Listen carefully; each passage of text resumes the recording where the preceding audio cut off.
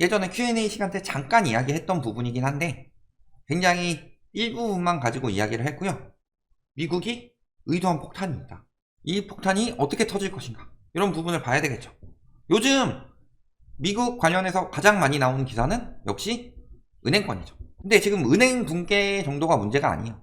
그래서 뭐 실버게이트, 실리콘밸리뱅크, 그 다음에 시그니처, 이런 것들 미국에서 파산했고, 독일에서는 도이체방크, 왜? 그 전에 크레디트 스위스, 여기가 무너지고 나니까 여기까지 위험해 보이는 거죠. 중소형 은행 3곳 위험 노출됐다. 그래서 주가 빠지는 것이 첫 번째가 퍼스트 리퍼블릭, 그 다음에 퍼시픽 웨스턴, 그 다음에 웨스턴 얼라이언스 은행, 이런 곳들이 80%까지 막 하락하고 7.1% 폭락하고, 여기는 뭐 47.11% 폭락하고, 이런 형식으로 미국 은행의 연쇄 붕괴가 나오고 있어요.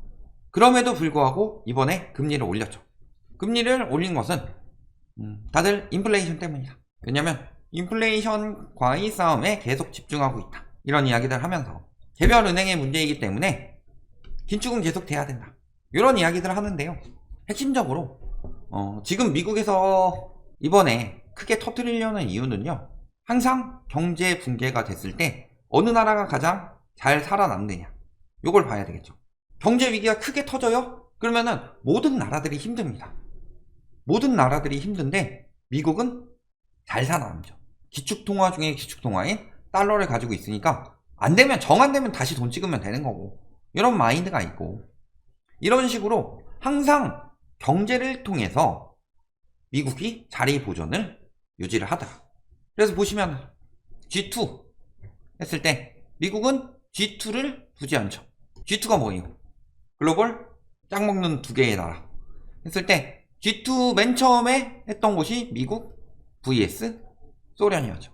오랜만에 듣죠, 소련, 러시아, 이렇게 해서 올라가고 막 이런 식으로 하다가 아예 터뜨려 버렸죠.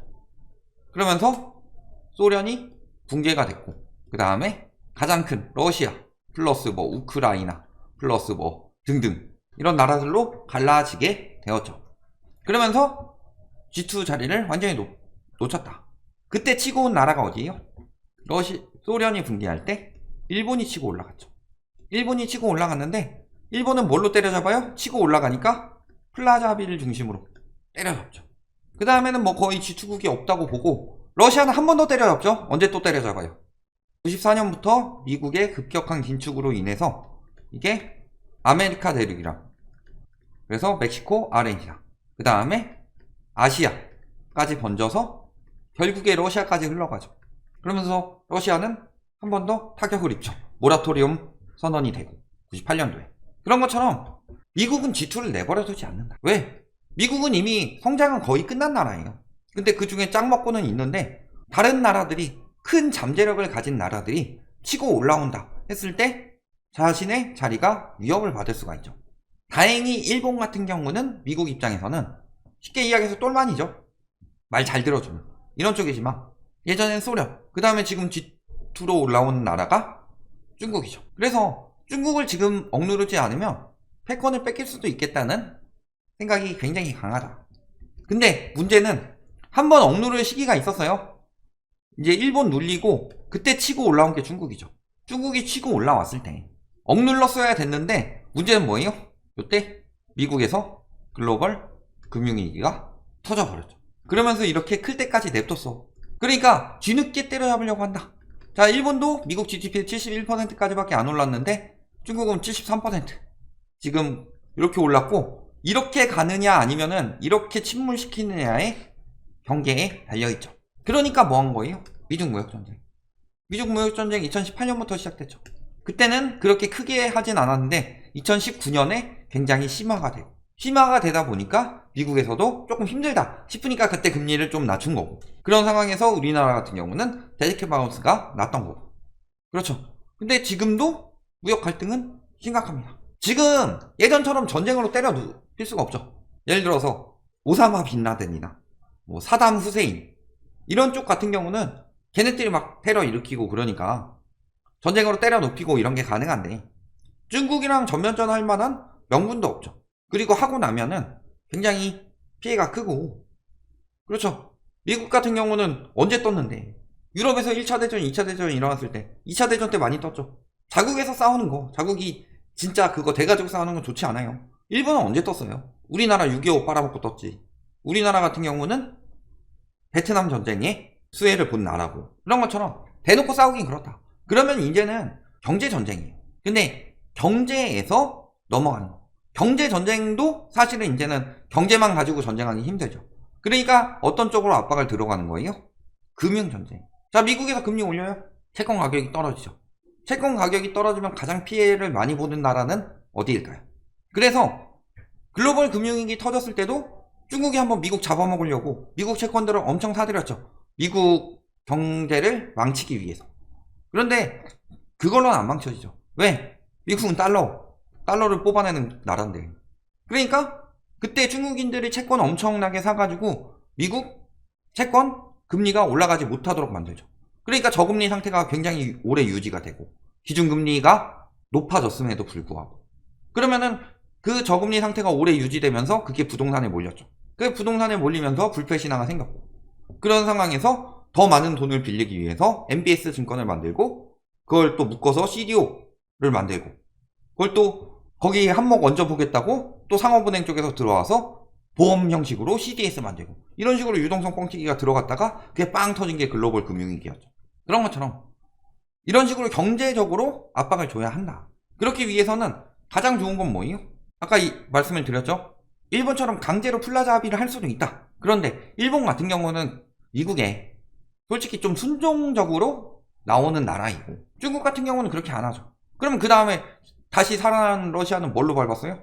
미국의 급격한 금리 인상. 그러니까 금리 인하, 진짜 미국 경제가 힘들어지지 않는 이상은 금리 인하는 그렇게 쉽게 가지가 않는다. 명분상으로 인플레이션도 안 잡혔죠? 그 다음에 명분상으로 실업률도 높죠? 그리고 경제 성장률도 명분상으로는 아직 망가지지 않았습니다. 이런 상황에서 중국이 다시 지금 뭐 하고 있어요? 리오프닝 하고 있죠. 그러니까 저거를 잘 눌러놓지 않는 이상은 미국에서도 장기적으로 패권을 유지할 가능성이 높지 않다. 이런 부분들이 보이죠.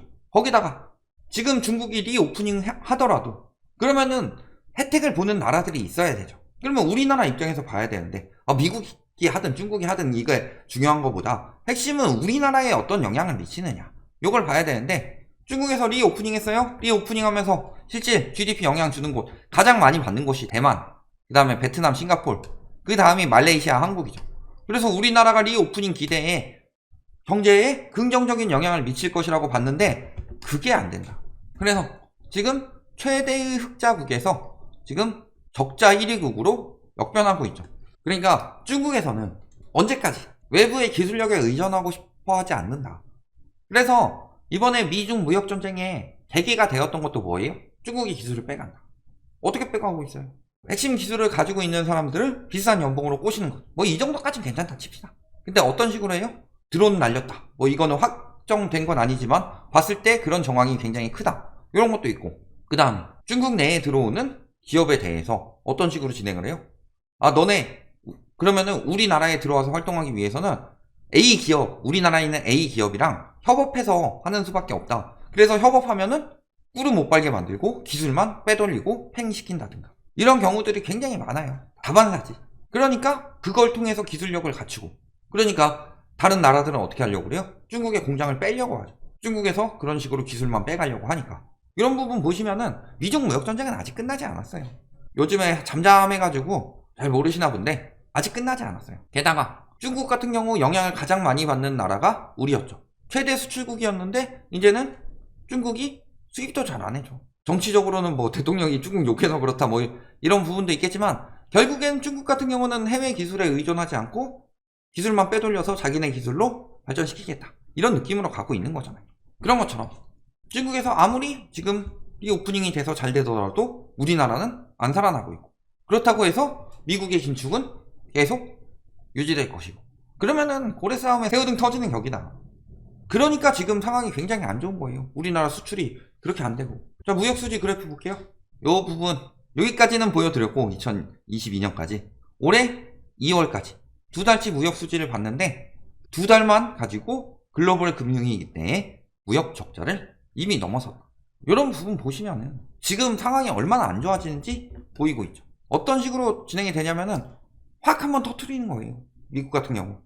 그래서 저럴 때 한번 터집니다. 85년에서 91년도에 일본 버블 붕괴될 때 세계적으로도 한번 어느 정도 터졌죠. 그때 소련도 붕괴되고 그 맘때쯤에. 그리고 우리나라도 그때 한번 집값이 툭 떨어졌죠. 일기 신도시 때문이라고 우기는 사람들이 있는데 세계 경제 영향을 당연히 받을 수밖에 없어요. 그래서 항상 이런 식으로 경제, 금융 쪽으로 압박을 가고 그런 식으로 터지고 글로벌 금융위기 터졌을 때도 사실 미국보다 더 큰 피해를 입은 곳은 유럽이었다. 그래서 유로존 이렇게 똘똘 뭉쳐가지고 미국 못지않은 강력한 그룹을 만들었는데 거기도 그때 크게 터지면서 피그스 이런 나라들이 아작이 나죠. 그리스 같은 경우는 2번 파산하고 그런 것처럼 가장 압박을 강하게 들어갈 수 있는 건 경제, 금융이다. 앞으로 여태까지는 무역전쟁이었다면 이제부터는 금융전쟁으로 갈 거예요. 어디 하나가 작살 날 때까지. 그러면서 전 세계적으로 경기 침체는 생길 수밖에 없겠죠. 물론 미국도 침체할 거고 세계적으로 침체가 나오죠. 팬데믹 위에 러시아 우크라이나 전쟁 생기면서 높은 인플레이션이 만들어낸 것은 세계 경제에 잃어버린 10년을 만들 수 있다. 왜 잃어버린 10년 자꾸 잃어버린 10년 이야기가 나오느냐? 보통 경제 사이클이 10년 단위로 돌아가니까 다시 이 상황까지 올라올 때 10년 정도 걸리죠. 그러니까 이제 시작이다 이 소리예요. 앞으로 경기 침체는 커질 거다. 그럼 경기가 침체되면 어떻게 돼요? 당연히 살기는 좀 팍팍해지죠. 그러면은 적어도 물가를 잡아야 되겠죠. 그래서 물가를 잡으려고 기준금리 인상을 했어요. 기준금리 인상을 하면은 기준금리 인상 시기에 긴축 시기에는 굉장히 많은 폭탄들이 도사리고 있죠. 그래서 연체율 문제도 있고 연체가 왜 되겠어요? 금리가 올라가니까 연체가 되는 거죠. 지금은 기준금리를 올려도 기준금리가 눌리는 상황이죠. 기준금리가 눌리는 상황인데 지금 뭐 미국 8% 이야기 나왔는데요. 예대 금리차 우리나라 너무 크다 뭐 이난리 치고 있는데요. 미국의 예금금리는요 1%도 안 돼요. 대출금리는 지금 8%대 넘는다고 하죠. 자, 그럼에도 불구하고 시중금리를 눌러요. 그러면 은행에서는 어떻게 대응이 되겠어요? 은행은 당연히 수익이 감소하죠. 수익이 감소하면은 예를 들어서 100억 빌려줬는데 이자가 10%다. 그러면은 손실 적어도 한 7, 8% 정도가 못 갚아. 그래도 은행은 이익 볼 수가 있죠. 근데 이걸 억지로 눌러봐요. 5%다. 그러면 7, 8%가 연체가 생겨버리면 은행 입장에서는 개손해죠. 그러니까 이렇게까지 안 늘리죠. 부실 대출을 안 내주려고 한다. 최대한. 그래서 신용도 낮은 사람들 안 내주고 고신용자들 위주로 대출을 하게 되겠죠. 그러면 고신용자들 위주로 대출을 하게 되면 저신용자들은 어디로 밀려나겠어요? 1금융에 있던 사람은 2금융으로, 2금융에 있던 사람은 3금융으로, 3금융에 있던 사람들은 또 대부업이나 사채 쪽으로 이렇게 밀려날 수밖에 없겠죠. 지금 딱 그런 상황이에요. 금리를 억지로 못 올리게 눌러놔서. 물론 금리 올라가면서 연체가 더 터질 수는 있겠지만 어차피 고위험 가구는 따로 거의 분류되어 있고 영끌한 사람들 따로 있고 자 2015년에 집 산 사람이요 금리 올라간다고 해서 죽겠어요? 근데 2021년에 산 사람은 금리 올라간다고 해서 죽죠. 그러니까 이런 상황으로 연쇄적으로 밀려나가고 있어요. 문재인 정부 때 법정 최고금리 24%에서 20%로 낮췄을 때 뭐라 그랬어요? 대부업체 이용 안 하고 사채로 밀려난다. 문재인 때문에 사람들 다 죽는다. 이런 식으로 이야기하더니 이번에 아예 1금융부터 누르고 있는데 이런 것에 대해서는 기사가 안 떠요. 그러니까 이번에 벌어진 현상이 뭐가 있어요? 대표적으로 드러난 현상이 있어요. 토익 생계비 대출 이번에 이야기 나왔죠. 50만원 빌려주고 이거 뭐 어떤 조건 잘 충족하면은 또 100만원까지 늘려줘서 생계비 빌려준다. 그런데 높을 때는 16%에 가까운 고금리다. 이거저거 다 잘 지켜서 우대금리 형식으로 다 받아도 9%대예요. 근데도 오픈런을 방불케 할 정도로 신청자가 몰리고 있다. 그 뭐예요? 은행 금리를 억지로 누르니까 은행 입장에서는 안전한 대출만 내주게 돼요. 그러니까 1금융 한 7, 8% 내면서 버틸 사람이 2금융 가가지고 17% 막 이렇게 내는 거고 2금융에서 17%, 18% 낼 사람들은 3금융으로 밀려나고 그렇죠? 2금융도 좀 더 신용 좋은 사람들이 1금융에서 밀려 내려오니까 이런 식으로 가면서 결국에는 사채 막 그 연이자 막 6,400% 이런 거 받아야 되는데 아이고 정부에서 16%나 밖에 안 되는 걸 내주니까 얼마나 고마워. 이런 식으로 빠져나가는 거잖아요. 오픈런이 되는 거고. 상황이 그렇게 심각해져 가고 있어요. 터지면은 이런 식으로 우리나라도 이래요? 우리나라는 그나마 탄탄한 나라예요? 다른 나라들은 어떻겠어요? 저번에 한번 말씀드렸죠. 뭐 파키스탄이니 뭐 아르헨티나니 이런 나라들 무너지는 거 보셨죠? 무너질 위기들이 굉장히 눈에 띄고 있는 것들이 보이죠.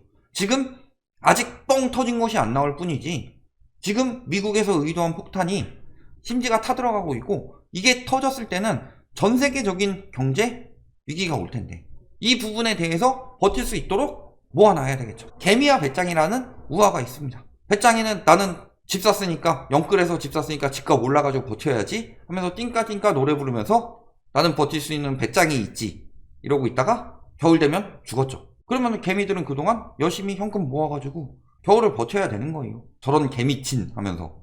그런 것처럼 어떤 식으로 지금 대응을 해야 되느냐. 겨울이 오고 있는데 부자가 되는 법. 농사를 지어서 추수하면 됩니다. 겨울이 다 돼가고 있는데 밭 갈아가지고 거기다 씨만 뿌리면은 그만큼 식량만 축나는 거예요. 이런 것들 잘 생각해 보셔라. 지금 미국이 의도한 폭탄. 핵심은 G2를 잡으려고 하지만 로봇 영화 같은 거 보면은 괴수 퍽 하고 쳐가지고 괴수가 으억 쓰러지면 옆에 있는 건물들 그 밑에 있는 사람들도 까리는 거잖아요. 지금 딱 그런 상황이다. 이렇게 보시면 되겠습니다.